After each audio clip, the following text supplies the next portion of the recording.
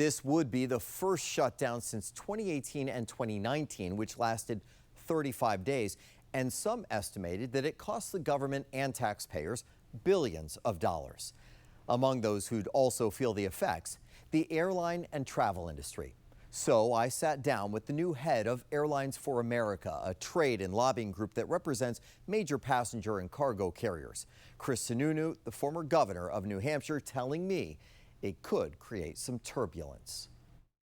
Let's start by talking about the potential for a government shutdown. At the moment, things don't look great. Everyone should definitely be concerned about a shutdown. The FAA, the TSA on security, those are government workers, but they're essential, which means they will show up to work, but they are getting unpaid. So a short-term shutdown, the airlines can withstand, I think, very, very well. But every day that goes on, and every aspect where shutdowns occur, it gets strained. This is a tough job, and it could be made tougher by a shutdown. Without a doubt. When you're talking about safety, that's number one. That's what it's all about. The airlines, the industry, the FAA is never going to put a plane in the air or try to land something in an unsafe way. So that's the good news. What's your message to Washington, to leaders who are making these decisions right now? Let's get it done.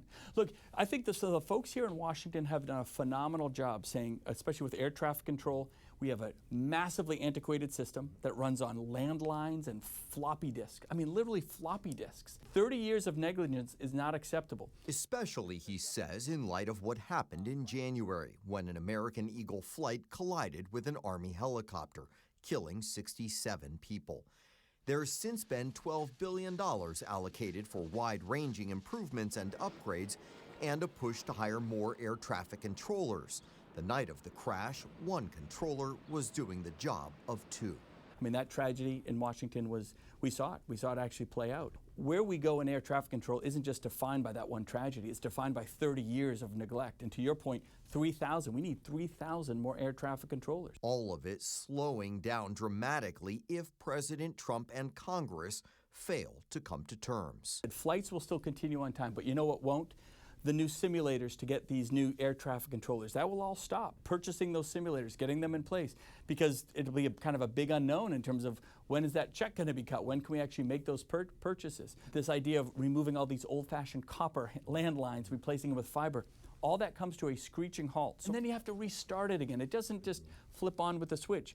And then last time I checked, Thanksgiving's right around the corner. Christmas is...